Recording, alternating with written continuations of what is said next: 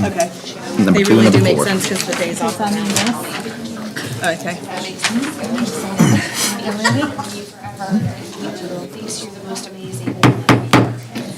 Good evening, everyone. Welcome to the February 7th, 2023 Carteret County Board of Education meeting.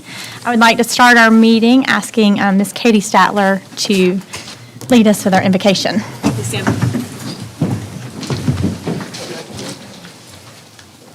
Lord, thank you so much for this day and for all of these people and families that are represented in this room. Please be with us tonight as we have discussion, make decisions. Please let us have respectful, thoughtful conversations. In Jesus' name, amen. Amen. Next up, we have our Pledge of Allegiance, and because it is Career and Technical Education Month, I'd like to ask Ms. Dees, do you mind coming forward and introducing your students for the Pledge of Allegiance? That's okay. Okay, we have Ryan Duncan, Larrington Chadwick, and Sophia Mendelia. Did I pronounce that correctly?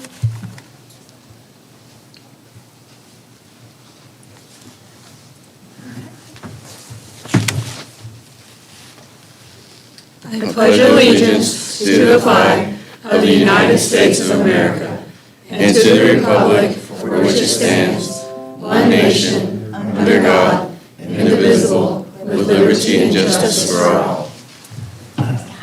Don't go anywhere yet. After this last one. If y'all don't mind coming forward.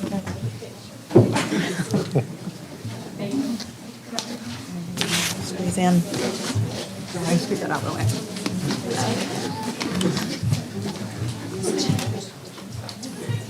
If you feel so inclined, I'm sure everyone will.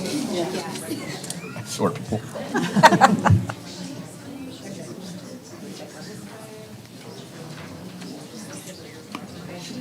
You turned your head. Thank y'all. Thank you.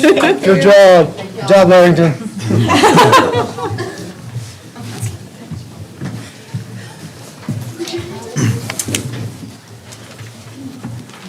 Circle. Next up, I'd like to recognize our U.S. Presidential Scholar candidate. Alicia Tosto is a senior at East Carteret High School, and she was recognized last month as a U.S. Presidential Scholar nominee. She has now been selected as one of the 19 students advancing to the national level for the U.S. Presidential Scholars Program. This is one of the nation's highest honors for high school students. Alicia, if you don't mind coming forward.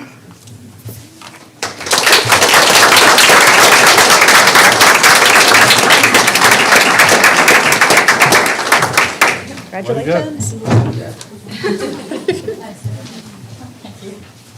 Okay, I'm going to let you see right back here. Okay. Would you like a picture?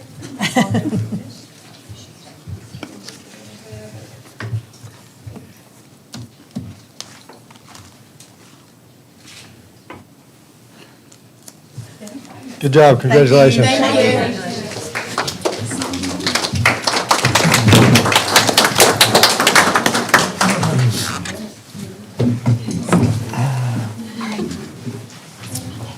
Okay. Next up is item 2.1, consider approval of the meeting agenda. Do I have a motion to approve the agenda as presented? Madam Chairman, I move to approve the agenda as presented. All right. Second. I have a motion by Mr. Goodwin, a second by Mr. Day. All in favor, please raise your right hand. All right, unanimous. Next up is public comment. It is now time for public comment. Anyone present tonight wishing to make comment should have filled out a request to speak public comment form. We do not have any public speakers tonight. Next up is the consider to the approval of the Board of Education meeting minutes of January 10th, 2023. Do I have a motion? Motion to approve the consent agenda as presented. Okay. I have a motion. Do I have a I have second? a second. All right. I have a motion by Ms. Statler and a second by Mr. Jenkins. I'm going to call you first name. Sorry. All in favor, raise your right hand. Okay. That was for the consent agenda, not the meeting. All right. Next up, we have Miss Allison Dees.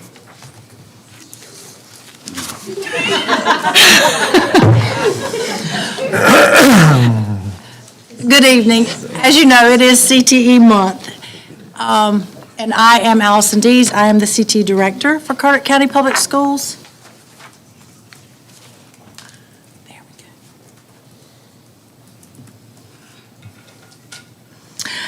So I'm here tonight to celebrate Career and Technical Education Month. And with me, I have CTE support staff Karen Davis, Kathy Bernstein, Amy McKay, Crystal Bailey, and Will Sutton. Also tonight, the Board of Ed was fed by the CTE culinary students and their culinary teachers, Jessica Lewis from West Carteret High School, Karen Millis from East Carteret High School, and Robin Stafford from Croatan High School.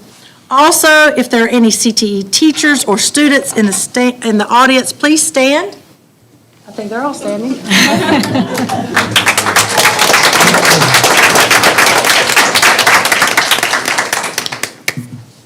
Because I would like to highlight some of the CTE month, fall credentials, work-based learning highlights, upcoming events, and our summer opportunities. So CTE month celebrates the value of career and technical education and its benefits to our students. The mission of CTE is to employ all students into successful residents, workers, and leaders of our global economy. And so here you can see the different things. Each school does their own CTE month calendar where they celebrate throughout the month the staff and the students for the things they do. The one thing I would like to highlight is the CTE Expo that is next Wednesday. Every 8th grader in the county will be bused to the Civic Center where they will learn all about the CTE programs and the CCP opportunities as they come into high school. So in the fall of 2022, CTE industry credentials provide students with evidence of skill attainment that is relevant to careers and continuing education. CTE is a major contributor to Carteret County's supply of skilled workers. Businesses and industries normally consider external credentialing a reliable predictor of success for entry-level employment. Students have a documented skill set, are more marketable in the employment arena, and are better prepared to succeed in the post-secondary environment. This fall, students obtained over 980 industry-recognized credentials such as ServSafe, OSHA, and others. CTE is proud of the continued support of our CTE internship program. This year, we have had over 164 student interns in various locations throughout Carteret County. To date, we have over 90 different businesses and community members provide internship and career support to Carteret County CTE students. These are just some and some more. And so we'd like to thank our local community and businesses for their support of the CTE students and the internship program. Carteret County Public Schools Facilities and Operations created its first in-house paid internship that allows students to work while earning high school credit. Students are required to complete 120 hours of work, rotating through 12 different positions, including HVAC, electrical, and plumbing, to find their niche. These 4 students are from all 3 Carteret County high schools and are part of the Grow Our Own program. This program is a win-win for Carteret County. It has the potential to grow community businesses as well. Here are just a few of the CTE upcoming events in the spring. And as you can see, we have Health Science Day, Spa Services, Middle School IT and Fine Arts, Steer Your Career, which is the 5th grade exploration that we do at the Kmart parking lot, and Transportation Day. And then our summer opportunities. Some of our many CTE summer opportunities will consist of the Premier Cash Camp, class, and summer internship opportunities. Cash Camp provides rising 6th and 8th grade students the opportunity to experience hands-on learning in a fun environment, and class focuses on providing students with hands-on employability skills needed to be successful in the workforce. The CTE support staff works diligently to align students with job shadowing that matches their career goals. Thank you for your support, and happy CTE Month. Thank you. Thank you. Hey, real quick, I'd like to say something, just because I like to talk.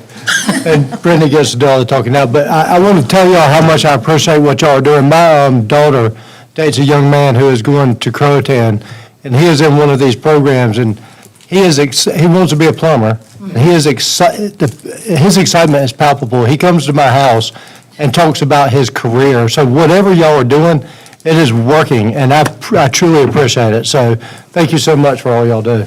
And yesterday, as a board, we were invited to East Carteret High School, and we got to take a tour. And they were building a tiny home in one class. They were building a boat in another class. No kidding. In culinary, they had culinary classes. They were cooking far more advanced than I could ever even imagine. And foods with Miss Beaufort, and it's really amazing to see what's going on. I don't think people have any idea. It's amazing. Yeah, y'all are doing a great job. The meal tonight was excellent. It was amazing. And Thanks for dinner. I'm a meat and potatoes guy. And that was the tastiest couscous I've ever had. We want the recipe. It was I mean, if they want to share it with my wife, her number's 252-72.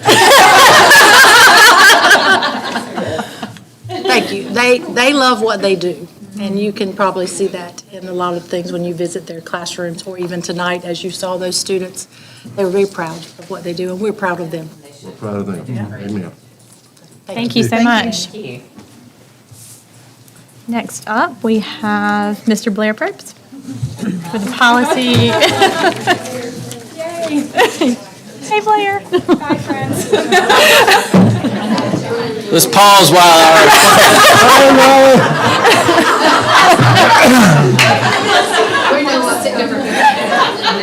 Larry, you're the worst preacher I've ever heard. Roll right out. you know what, that's probably valid. It really makes you feel good, doesn't it? And Jody didn't say go get them, Blair, so it's going to be very bland policies tonight. I apologize. In all seriousness, second read, these policies came for you last month. They are from the fall 2022 update packet. They reflect state board policy changes, federal and state legislation and precedent. Large number of them have deletions from the content just because of changes in state and federal law. There were no new changes to the policy since first read, and I don't have anything else to tell you about those. I'll be happy to answer questions if you have any. I'm hoping you don't have any. Looks like you're in the clear. Fantastic. I make a motion to approve this second read. All right. We have a motion by Mr. Jenkins and a second by Ms. Mall. All in favor, please raise your right hand. That Thank you. passes. Thank you. No first read. All right, deal. Next up, we have Mr. Mike McKay with the 2023-2024 academic calendar.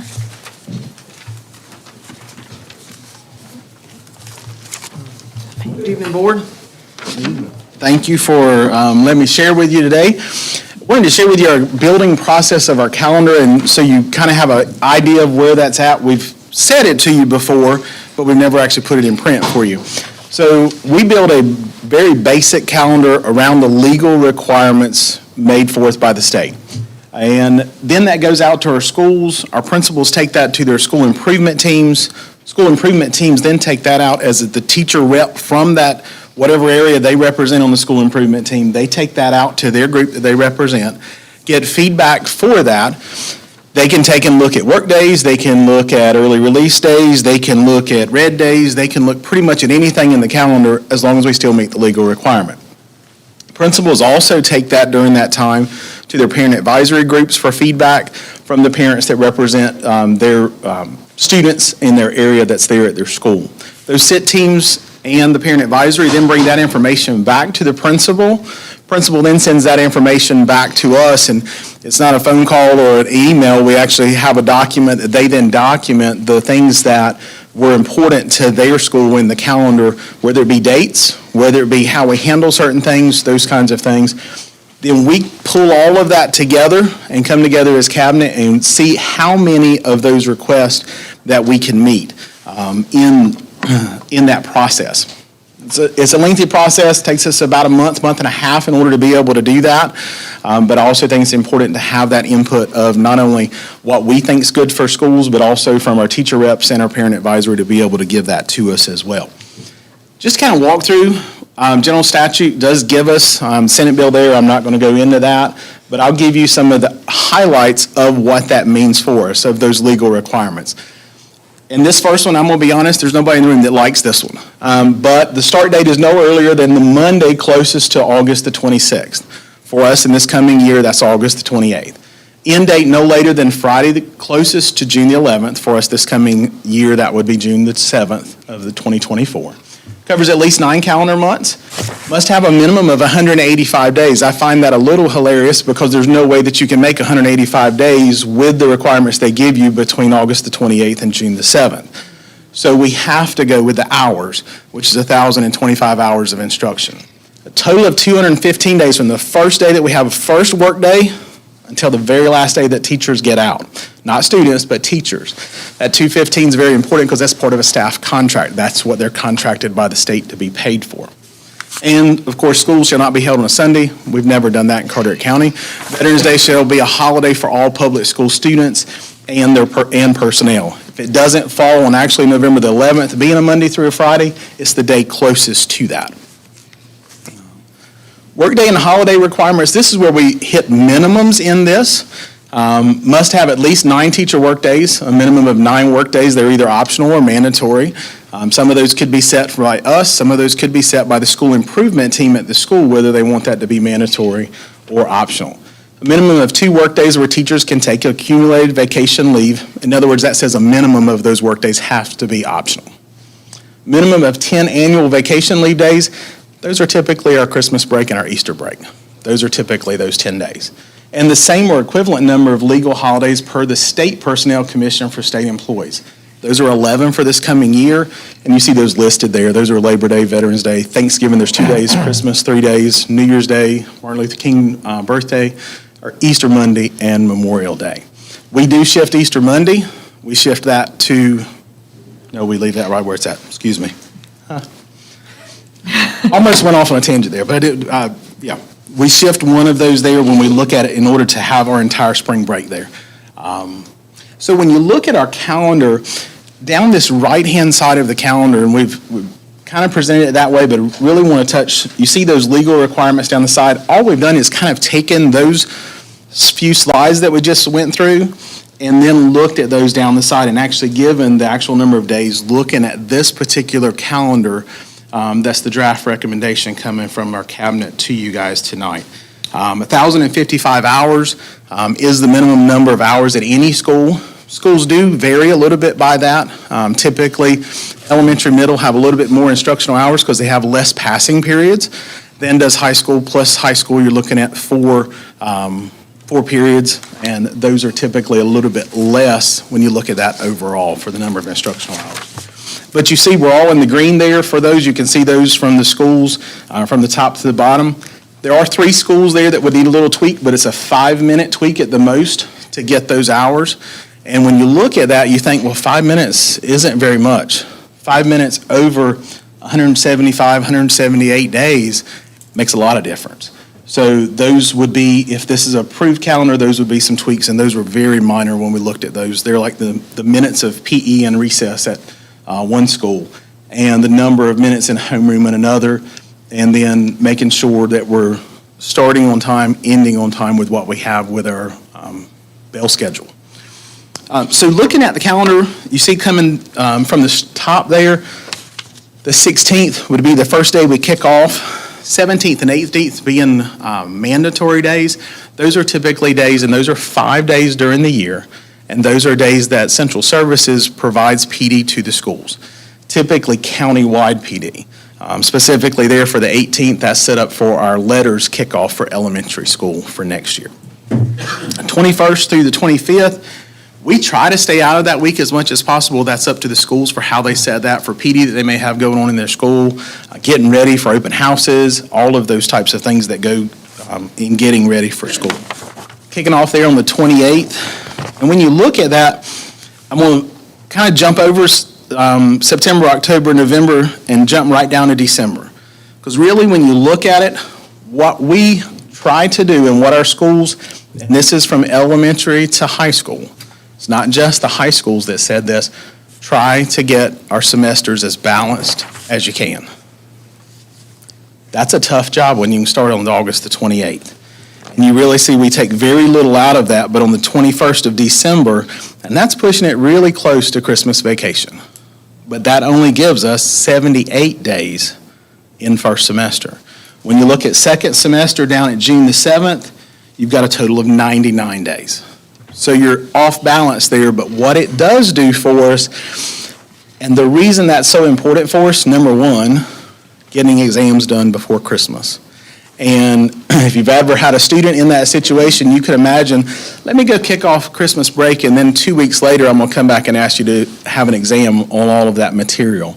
Just doesn't make a whole lot of sense. The second purpose of that, when you look at our students that may be taking community college courses or dual enrollment, they need to start at the same time that the community college starts. Not be trying to take care of last semester on campus, and then the dual enrollment courses as well in January that may start before they would even get out if we postpone that. The other thing, when you look at this, we've got the red days there. You can see those. The other thing that's new in this calendar is the early release days. And those were added to provide, as we saw this year, the stress for the letters, training demanded on our elementary teachers. And it's almost another college degree that they're going and getting for the level of training that's required of them. When you look at that, you could say, well, is that just elementary? Well, part of that feedback process came from our middle and high schools very strongly in the fact that local initiatives that we would like to do at the high school or middle school, we've not been able to do. We've not been able to kick those off. Because when you look at those red days, I'm going to be honest, they're hard squeezed to get in beside what we're given for countywide PD on those days. And then if you look at it just at doing those red days, you're kicking it off and then really not having any consistent follow-up. And PD without follow-up is not very effective when you look at any of the research and studies in that. As you come back and have continual dips back into that and follow-ups with it, check-in points, the effectiveness of that PD goes up exponentially.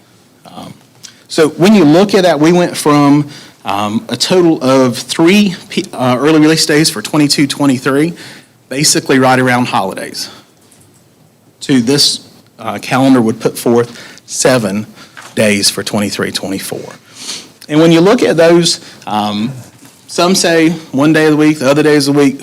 What we put forward to you was what was requested from our schools. And really, in looking at it, we go back and say, schools, why do you want it on a Wednesday? We know why we may want it on Wednesday, but and unanimously, it came back in their feedback initially, and then some follow-up from our Principals Association as well, that if putting it anywhere in the week, other than the ending of a week, allows us to truthfully have engaged folks as they look at PD. And so that's the reason it's there on a Wednesday. And you look at those, if we had another day for PD during the month, we didn't include a early release during those months. Their initial request was one every month. We said, we need to back off of that just a little bit. So you'll see in September, you've got one on the 20th. On October, you've got one on the 18th. Don't have one in November because we have a couple of holidays there and then an optional work day there before Thanksgiving holiday.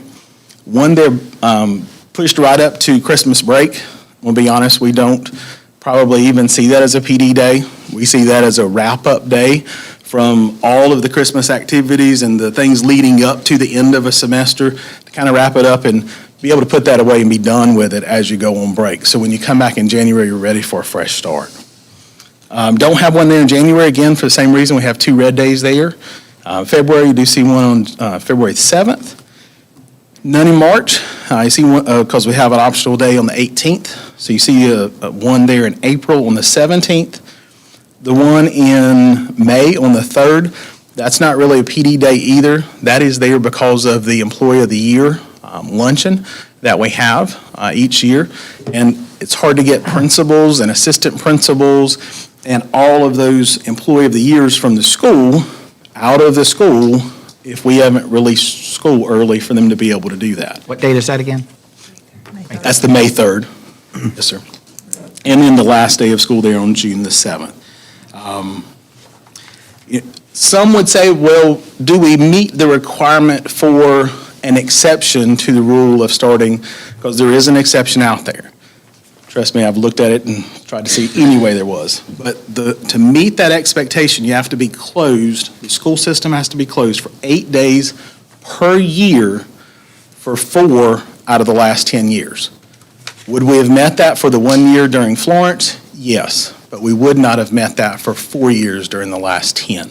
So we do not have an option to ask for an exception as the law is currently written. And I guess there's no workaround for the COVID time that we weren't technically physically in school for that 4 years in the past 10? No, ma'am, because when you look at that, all of those were counted remote off-site.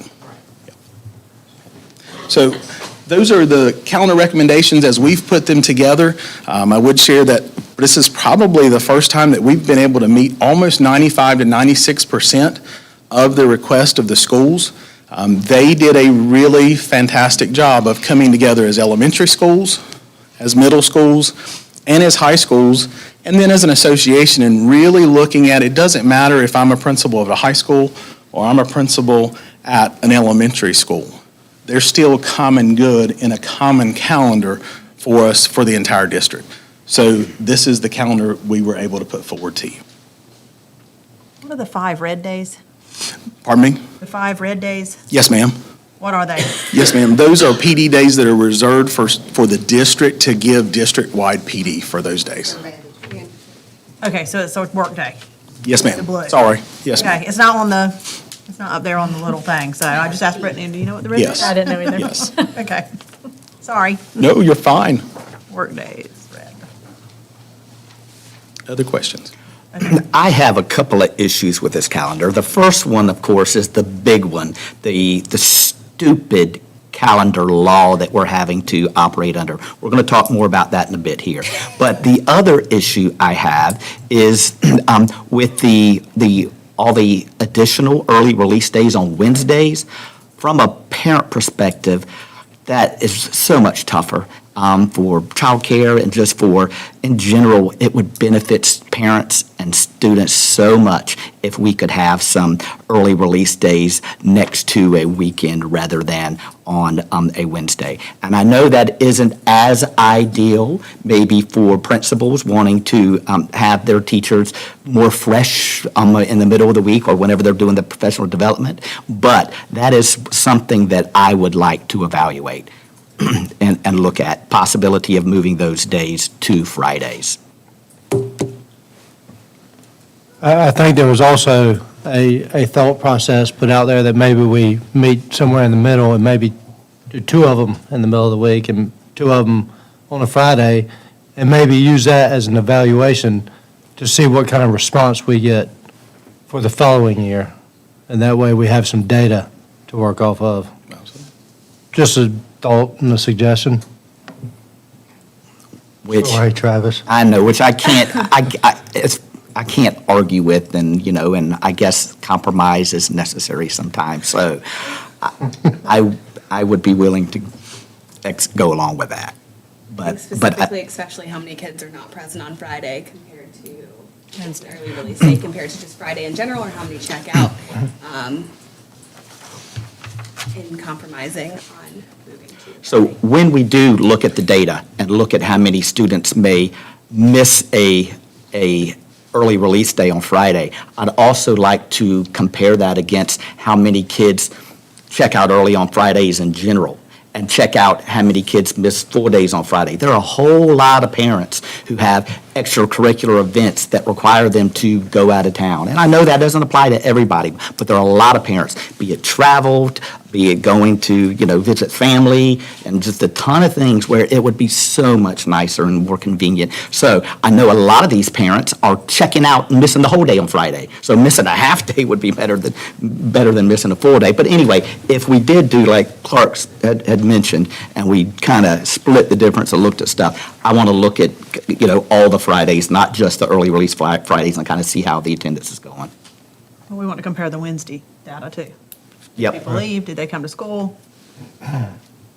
Mike, this question is not just for you, but I know, Jody, any decision that we make or anybody else makes always has second and third order effects. So I would like for you to talk about the issue before us now, you or Jody or somebody. What are the second and third order effects, do you believe? That doesn't mean, but I'm just asking for your opinion. Is this working? Yes, ma'am. Well, number one, I think when you look at all stakeholders involved, I think parents, of course, are an important part of that stakeholder process. So obviously for those select parents that do have events on the weekend, it would make it easier for them.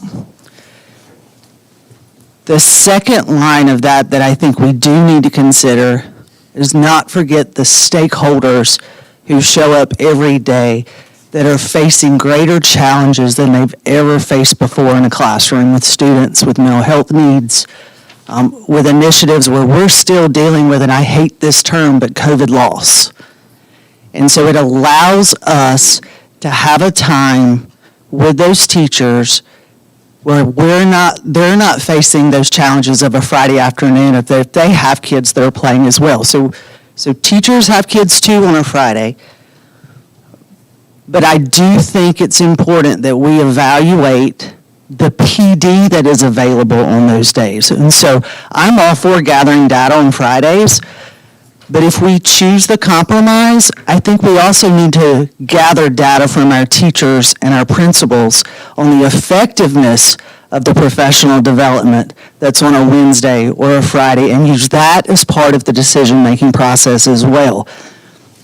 Because it's a multifaceted thing that's happening when we're talking about an early release day, one that we don't take lightly. And trust me, we don't take it lightly. If we're going to have kids out of school, we want to make sure that we're getting what we intend to get from it, which is high-quality professional development that we can go back to, circle back to, recognize the challenges that teachers and administrators are facing, and then adapt, which is what we do with kids in the classroom every day. And I would say that we need to be mindful that our teachers deserve that same type of support as well. Jody, out of curiosity, on at the middle school and high school level, what happens with regards to athletic practices and games on days where we're getting out early? Do coaches have to cancel? I mean, is that an off limits then, Dave? For Mr. Paler may better answer that. So it's similar to a work day to where a coach can't have practice during the scheduled work hours, so those practice will still start at 3:30. And so so kids would have to leave and come back. I know that's an issue for some people. Getting home and then coming back to a practice. Right. Because many of our coaches are also school employees, so they have professional development on the same days. What about games? I guess would be difficult to schedule games on those days. I know that we also have an issue with once kids leave, getting them back to be able to get on the bus to go to a game is also difficult. So that also kind of knocks those Wednesdays out for athletic events. So individual schools would handle that as they see fit. So a principal might have, open up the gym to have kids watched over by one staff member. I mean, it depends on the age group too. So high school, they could come and go. Middle school, might hold them in a room. It just depends on what the principal's discretion. And in support of the opposite viewpoint, Travis, football games are on Friday nights, and we often have early release on Fridays, and they find a way to get back to the game. So, just maybe a moot point that we're trying to chase there. I have a couple of questions that's not related to the early release, but is related to the calendar. And I'm going to apologize. I'm the newbie. I want to make sure I understand, because it is frustrating to see the first semester with so many less days than second semester. But based on what I see, there is no way to get more days into that first semester. Not in follow the law. Not legally, yes. Yes, ma'am. And then in second semester, the reason why we are not starting until January 10th is to give the right amount of days. And we have to stay so late in December to get more days in first semester, correct? Yes, But ma'am. just glancing at it, besides the law, it makes me want to say, why would we not start a week earlier to back that up? So I would just wanna absolutely. make sure I understand that this is all we can do legally to make it work. For people's perspective, okay, so rather than start, currently, following the law, like the current calendar law, we're starting on August 28th. Yes, sir. Then getting out all the way on June 7th, okay?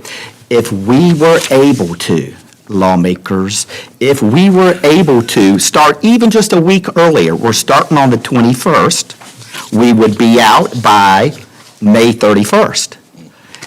And that gives us a little bit better, that gives us, 83 days in the first semester, so it's not quite as lopsided. It's still not where we want it to be, but going a little teeny bit further, going to even just August 15th. And I hear some people, school systems are wanting to start on the 9th or the 10th or so forth. But even going all the way, if we went all the way to the 15th, we're not talking about shortening summers. That's a misconception that a lot of people think is, we're trying to take our summers away. No, we're not trying to take the summers away. We're just shifting it. If we start August 15th, there's already football practices and all that and band that is starting August 1st anyway. But if we start August 15th, then we would be able to get out before Memorial Day. Wouldn't that be awesome? Or another thought is start back sooner in January than the 11th, because I do know several parents have complained that this year when we started late childcare, and it's not just early release that affects childcare. So I know it's not legal as the law stands today, but I would love to see some of that fit. Flexibility as well. Statewide. I agree. Agreed. And I'll just note, we've spent hours upon hours pouring into this calendar and looking at anything. I know you've spent 10 times that, so I'm not discrediting a bit of that. We appreciate this very legal calendar. But if I was not putting the community tax dollars at risk for a lawsuit and that we would have to defend, I would absolutely go against this. But I'm not willing to risk the taxpayers' dollars to fight our legal battles, so. But I would really like to. Yeah, I'm not I agree going with to. Katie. And I will say that I'm reading this book right now called 1776. And I don't know if y'all know what George Washington did when he had to deal with bad law, that he started a new country. I don't know that we want to do that here, but, I'm just saying, something to think about. Civil disobedience. Let's start a new county. You can be civilly disobeyed all you want, but not get any tax money. Right. I don't disagree with you. So- I'm just saying. We are still in process of trying to get this worked out, and we're talking to legislators and trying to get on a local bill perhaps where we can have an exception to this statewide calendar law. And even if we do have to pass the legal bill, the bill the calendar right now, the way it stands that was presented, then we're hopeful that there still could be a possibility that this local bill happens or something happens where we have that flexibility. If that's the case, we'd almost need to put parents on notice that, hey, this is the calendar, but we're still, this next month or month or two, we're still trying to work on getting a calendar that's best for our students. And so, just for what it's worth, that's something that hopefully we're still maybe going to do regardless of what gets passed today, if we go ahead and pass this one as presented today, other than the couple of early release tweaks, which I think we picked a couple of days maybe that would potentially move to 2 Wednesdays out of the 4 that would move to Friday. But anyway. So does the community college start August 15th? Yes, ma'am, I believe Does. that's correct. And when do charter high schools start? I bet they're not within the law that we have. Whenever they want. Yes. When do early colleges start? Whenever they want. When do- Actually, No, they they're on- start on community college. they're on Oh, community. that's scheduled, okay, yeah. And then private schools, it's only the public And the schools. public gives private vouchers. The public taxpayers get private vouchers, but they don't have to, Out of all those different types of schools, only the public schools that are held to this silliness. Okay. So besides the answer of ASAP, what is typical of having a calendar ready for next year? Like, I feel like we're late. Are we late? So we need to make a decision. Just, On a typical year, either November or December, we typically bring that forward. COVID pushed that back a little bit, and we're in February. So yes, ma'am. But if we were to get flexibility, We can always bring something back at the pleasure of the board. Within a decent time, not. Yeah, I mean, I don't right. want parents But to then a think we're gonna reasonable- come back to them in July and change their schedule. right, So not in it's- July. Essentially, the calendar would be exactly the same, other than maybe as far as like early releases and work days and all that, except for the start date in August and the end date either being, after Memorial Day in June or earlier. Those I would would be like to the, see the Christmas holiday included in that. If we're gonna look at when we start and when we end, when we come back from Christmas, so I think there's 3 points to that. If we move Christmas, we're not gonna get the balanced calendar this year. Even if we started the 15th, we'd be at 8790 if we don't touch Christmas. So we wouldn't want to touch Christmas even if we could move it to the 15th. But if we can get this local bill, that change, we're, I mean, that would be at 8790. Yeah. It would be I incredibly think, more I balanced. think Dana was talking about when we start back in January. Is that what? Yes, Yeah. correct. Not necessarily the end of December, that end date, Right. but you're talking about potentially. But we have to have those number of days that they have to be between start and end date, so I don't think we can just eliminate. So technically, the 3 days you can move are the 3 green days in January. Okay. But they would have to be moved somewhere before the end of school. So it's going to be that much more of an awkward, here's 3 days, and, Right. yeah. Right. I know we want to minimize parents do need to plan for what Well, how their about if summer we went back stuff. to school on the 8th of January? Would that work? Instead of like shifting it that way just a little bit? Right. Now, the only thing I would say from a high school and a former high school administrator is you're starting a whole year over again when you come to second semester. Those 2 days, while we have them as red It would days, be like the 3rd and 4th, or the 4th and 5th is what I'm saying. but if you take any of those green days out, you're going to have to move them somewhere later in second semester. Because So if you put the red on the 4th and Gotcha. 5th, that 4th would have to go somewhere. when you look over here to the legal requirements down to the green, the annual vacation leave days, there's a minimum of 10. Right. And we currently have 10. So we would have to move those somewhere if we did not have them there. Would they be before school started or not? It has to be within the 215. Gotcha. Yeah. Okay. so you can't tack it on at the end. Oh, so do I have any you can. do I have any recommendations for? Any recommendations? I mean, I don't feel warm I and don't fuzzy like about it. this calendar, sorry. I don't like it. I do appreciate the immense amount of work. it's a lot. Um, It's a lot, and they're, And satisfying an elementary, a middle, and a high school all at the same time is close to impossible. Just to get it started so we can move it around, so you can. I'd like to move, we set the calendar with the recommendation that 2 of the PD days moved from Wednesday to Fridays as a trial, just this year. And then we'll have the results back next year. okay. That's your motion? Okay, I have a motion We have the from- specific days. Yeah, do you have, can we talk about specific, yeah. Yeah, Second on the floor. October and April, So that's right, October 18th. and April 17th. Days on those dates? So October 18th moves to October 20th, is that what you're asking? Is that what, Yes. and And then- April 17th to the 19th? April 19th. and I will second that. Okay. I have a motion from Mr. Goodwin and a second from Mr. Jenkins. All in favor, raise your right hand. Okay. Travis. It was unanimous. Go ahead. Are you up? Are you up? Said you're going to compromise with us. Okay. Unanimous vote. Okay.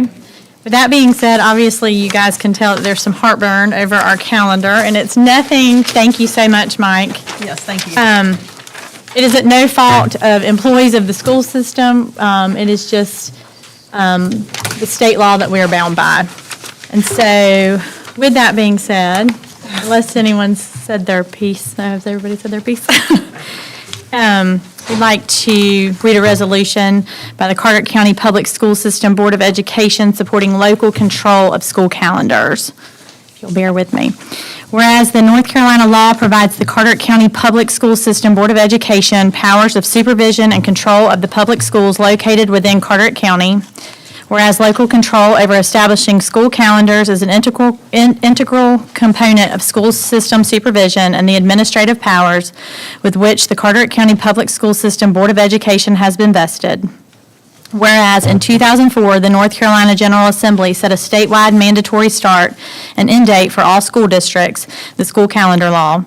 Whereas North Carolina General Assembly amended the school calendar law in 2012 to further restrict the starting dates for school.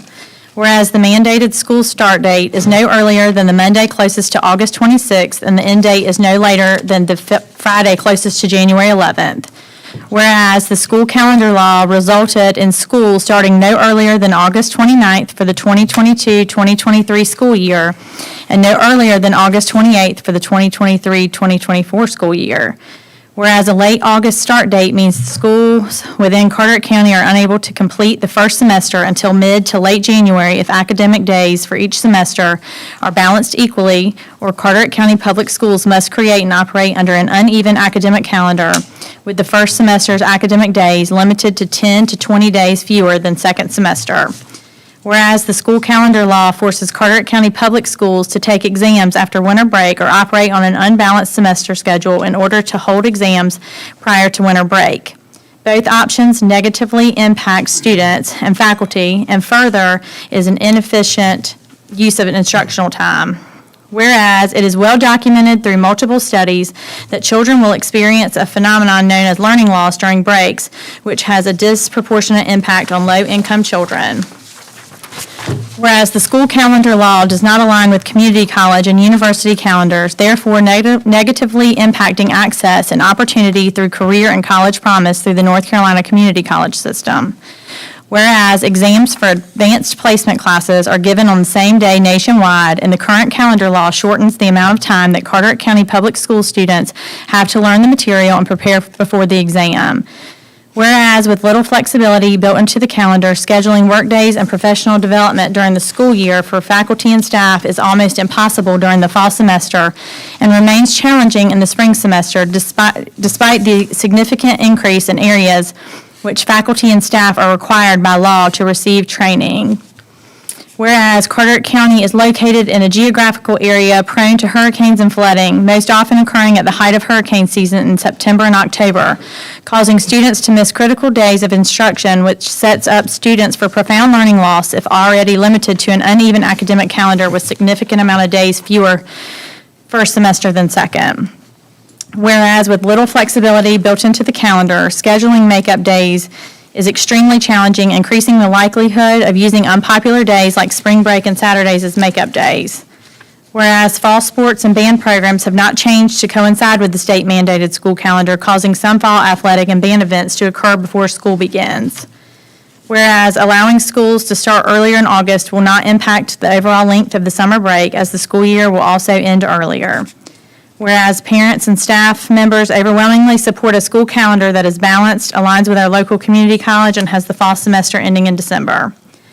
Whereas neither charter schools nor private schools are required to follow the school calendar law. Whereas local public school boards are better equipped to understand the balancing act of meeting the community's needs and maximizing student success. Whereas restoring local control of school calendars will allow the Carteret County Public School System Board of Education to meet the calendar preferences of Carteret County's families, educators, and businesses in our community, while allowing for innovative experimental approaches to improve student achievement. And whereas on December 12, 2022, the North Carolina House Select Committee on an education system for North Carolina's future issued its finding that the current school calendar law is not best suited to the needs of students and educators, and that local boards of education should be given greater calendar flexibility, the Select Committee recommended the General Assembly take action and change the school calendar law. Now therefore be it resolved that the Carteret County Public School System Board of Education supports an amendment to the current school calendar law, providing local school board more flexibility in the start date of the school calendar, and be it further resolved that the chair and superintendent are authorized to disseminate this resolution to members of the North Carolina legislature. The board encourages parents, students, and other community members to contact their North Carolina legislators to advocate for calendar flexibility, and the board requests the Carteret County Commissioners and other local governments within Carteret County to adopt a resolution advocating calendar flexibility. Adopted by the Carteret County Public School Board of Education the 7th day of February 2023. Okay. Do I have a motion to approve the resolution on academic school calendars as presented?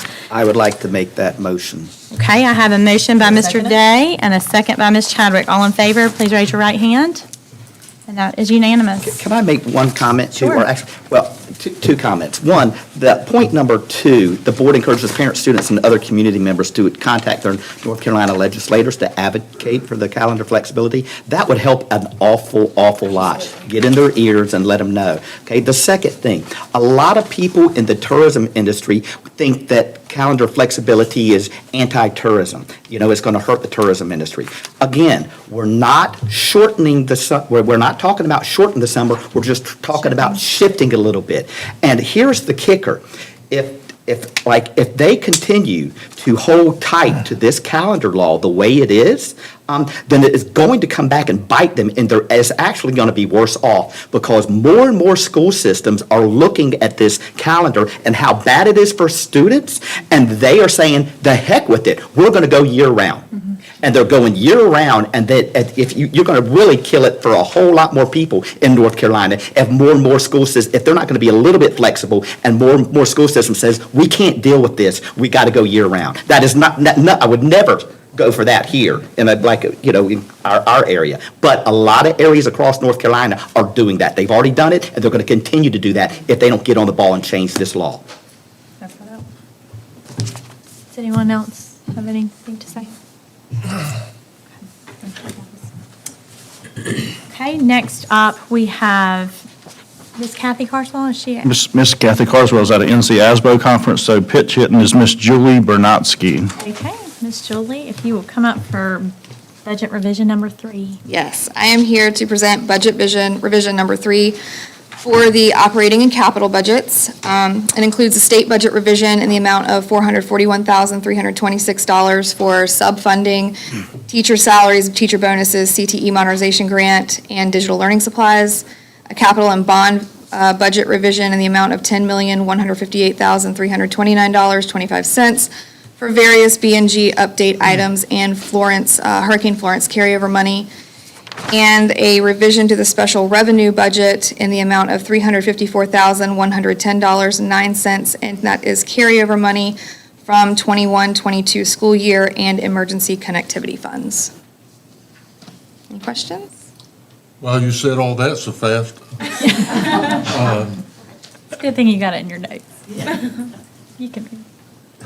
I think I got it. But we're finally able to use some of the Hurricane Florence monies. We found a reason to use it, and that needs to be celebrated, because we're going to lose it if we don't use it. Is that right? So we finally got answers from the state that we could use the hurricane money not only for repairs but for mitigation. So we're talking with officials to make sure that we're staying within the bounds, to making sure that we can spend that money appropriately. Good. Make a motion to approve the budget amendment as presented. I will second that. I have a motion by Ms. Statler and a second by Mr. Jenkins. All in favor, raise your right hand. Good job. Unanimous. Thank you. Thank you. All right, Mr. Taylor, you are up next. All right. In accordance with Carteret County School Board Policy 9300, naming facilities, it has been requested that the band room on the Beaufort Middle School campus be named in memory of Mr. Joe McCreary. I'll call Miss Jessica Emery forward at this time to read a letter of support. Good evening, board members, Superintendent Paler, Mr. Whitford. It's my honor to stand in front of you this evening. In commemoration of his years of service to Beaufort Middle School and the Carteret County Public Schools, the current principal of Beaufort Middle School, Brooke DePinto, staff of Beaufort Middle School, Director of Arts, Craig Everett, East Carteret High School Band Director, Ashley Wright, Secondary Director and former Beaufort Middle School Principal, myself, members of the community and former Beaufort Middle School band students would like to utilize Board Policy 9300, naming of facilities, in order to name the Beaufort Middle School Band Room after the former Beaufort Middle School Band Director, Mr. Joe McCreary. Joe McCreary retired in January of 2021, having served all 30 of his teaching years in Carteret County Public Schools. For the first 2 years as a teacher, he split his time between Beaufort Middle School and the Downey schools. In his third year, a music teacher position was created for the Downey schools, and Mr. Joe shifted to the band teaching position at Beaufort Middle School full-time. In his role, he taught 6th, 7th, and 8th grade band students, which is no small feat if you've ever been in a middle school band class. He also organized and taught an optional jazz band ensemble that met before and after school. He was the assistant band director for East Carteret High School and taught at every single Carteret County summer band camp. When camp finished, he supported the East Carteret High School marching band camp as they prepared to kick off the school year. Mr. Joe also attended many of the East Carteret home football games, as well as many of the East Carteret home basketball games, leading and participating in the pep band. Mr. Joe's hours of service to the students and band programs of Carteret County schools are immeasurable, and his contribution to the arts is significant. Mr. Joe often said that band is about more than learning to play an instrument. In his band room, the students learned dedication, collaboration, organization, and the meaning of commitment to craft and others. Mr. Joe made the band students feel like they were members of a very special family, and the band room was a safe space for them to learn and grow together. To see him outside of the school day was to often witness the adoration of his current and former students because they would flock to him. He was truly a beloved member of our community. The Beaufort Middle School staff, along with the support of Ashley Wright, Craig Everett, and the greater band community, made this decision to nominate him upon his retirement in January of 2021. As indicated by Board Policy 9300, a 2-year wait period is required from the time of retirement. January 2023 marks 2 years since Joe's retirement from Carteret County Public Schools. We ask the board to accept this nomination and allow the naming process to proceed. Thank you for your consideration. I look forward to standing in front of you in February of 2024 with your final approval. Thank you. Thank you. So in accordance with Policy Code 9300, the naming of Beaufort Middle School Band Room, the Joe McCreary Band Room, may not be considered no less than 12 months from this meeting. This will be placed on the agenda for February of 2024 as an action item to be approved at that time. Thank you, Mr. Paler. Thank you. And you are back up. Okay. So for our capital projects, as I've said last month, this time of year, capital money is dwindling. So I spoke with you last month about about playground equipment. So everything has been installed except for White Oak Elementary. They're there working now. That'll be finished up soon. We also have P-rails that will be installed at Beaufort Middle School, Gymnasium, and Burl Creek Middle School. They're ordered and should be here anytime. Will be installed as soon as we get them in. So that's it for capital. For our bond projects, Croatan High School remains on schedule. They're now painting the interior walls. They're working on the HVAC duct work and electrical work there. They have started installing windows. The metal roof panels have been ordered and should be here soon, and they will be installed as soon as they come in, should be in the next couple of weeks, which would be on schedule. At Carteret Preschool Center, that's also on schedule. There, they have installed the shingles, so that is dried in. They're working on roughing in the plumbing, the electrical, and the HVAC, so that project's coming along nicely. The security walls project actually started today at Beaufort Middle School, digging footers. That they will move from Beaufort Middle School to East Carteret High School and then down to Smyrna and down East Middle in stages, the footers and then the block work. So that will continue. Those 3 sites should be finished by the end of March. And then we will not start the Moorhead schools until early June because of the Moorhead Elementary cannot be done while students are there. So those projects will start early June and will be finished by the time school gets back in, and that's at Moorhead Elementary and Moorhead Middle. The paving projects were approved tonight on the consent agenda. So those projects at Broad Creek Middle School, we have a driveway, which will be for safety reasons. And also there was small projects at Moorhead Primary School and Moorhead Elementary School that will be done also. So those projects we hope to get started as soon as possible. And then lastly, the bid for the Broad Creek Middle School Classroom Edition is due on March the 1st. So by next board meeting, we should have receive bids for that project. And that's all for the capital and bond projects. Okay. And I think I'm still up.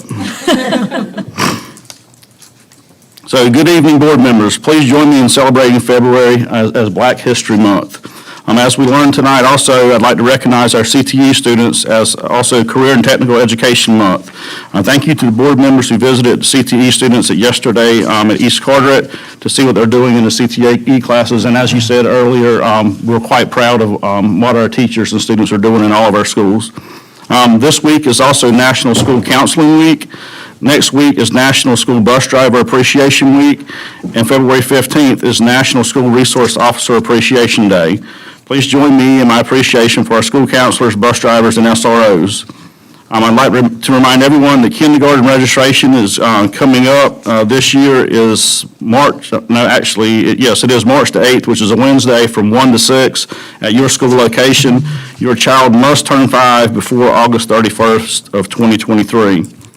Pre-K registration will begin on March 1st at various locations, so parents need to check the enrollment section of our website to find the date and registration for the site closest to their location. I'd also like to thank the board, Ms. Jennifer Johnson, and all the volunteers that helped with the successful Carteret County Public Schools Foundation Gala charity event that took place this past Saturday, February 4th at the Coral Bay Club.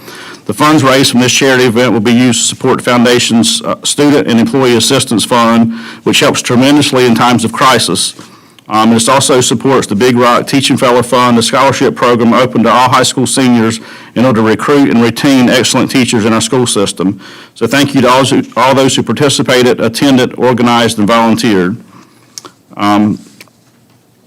Also, I would like to remind everyone that tomorrow is an early release day for all students. Our next board meeting will be Tuesday, March the 7th at 6 p.m. And Mrs. Chair, this concludes my comments. Thank you, Mr. Paylor. If anyone from the board has any comments, Good. okay. I can speak now about the recommendation for Joe McQuarrie and I think I would have cried after Jessica. But I just want the board, if you did not know him, he was as fine an individual as I've ever known. He was as healthy as individual as I've ever met, who could eat anything and never gain a pound. And it devastates, Joe's untimely death devastates a great many people, and I'm one of them. And it's what an honor this will be in 13 months or 12 months to do this. And I hope it brings healing to Beth and to some of the rest of us. Thank you. Thank you. Ms. Chadwick? Yep. So next Monday, February 13th, is the one-year anniversary of the tragic plane crash down east. This horrific loss has affected so many people in our county and schools, especially my people. I would like to ask all the schools in Carteret County to honor and remember Cole McGinnis, Daley Shepherd, Noah Styron, and Jake Taylor by wearing camouflage next Monday to school. Yeah. Here, here. The Carteret County Commissioners have proclaimed next Monday Young Waterfowlers Day in Carteret County, and I would like for Mr. Paylor to read the proclamation, please. Okay, this is a proclamation declaring February 13th, 2023 as Young Waterfowlers Day in Carteret County. Whereas the Corsound region of Carteret County has for centuries been a haven for migratory waterfowl, and whereas the cultural history of Down East Carteret County has embraced this natural resource with its own waterfowling traditions, evolving from waterfowl hunting as a subsistence to market hunting to the grand days of guiding and carving for the great hunt clubs of Core Banks. And whereas these traditions have evolved over generations to become part of today's heritage of families down east. And whereas on February 13th, 2022, fathers, mothers, sons, and daughters from down east celebrated these traditions at the 2022 Youth Hunt at Mattamuskeet Ventures near Mattamuskeet National Wildlife Refuge.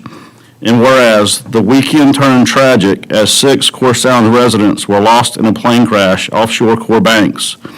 And whereas those lost included the young lives of Noah Styron, Jake Taylor, Daley Shepherd, and Cole McInnes, along with the lives of Stephanie Fulcher and Hunter Parks. And whereas the impact of this tragedy touched the lives of people from across the nation, but most especially the families and friends of those Down East residents. And whereas the lives of these young men and their families reflected the values of carrying on family traditions of waterfowl hunting and conservation. And whereas the Board of Carteret County Commissioners acknowledges the tremendous loss incurred on February 13th, 2022. Whereas the people of Carteret County will never forget the outpouring of love and concern for the families that continues to this day. And whereas the importance of traditions remain a treasured legacy of generations of young waterfowlers among Corsound communities. And now, therefore, the Carteret County Board of Commissioners does hereby proclaim Monday, February 13th, 2023, as Young Waterfowlers Day. And this was adopted on the 9th day of January of this year, 2023, by our Board of Commissioners. Thank you, Mr. Paylor. With that being said, I think it's a good time to end our meeting. But we do want everyone to know those children will never be forgotten. It is obvious and apparent, and you go to East Carteret, and there are ribbons everywhere, and those children will never be forgotten. You ready for a motion? I am. I move to convene in closed session for the purpose of considering attorney-client communications pursuant to General Statute 143-318.11A3. Second. Second that. All right, we have a motion from Mr. Goodwin and a second from Mr. Day. We are now in closed session.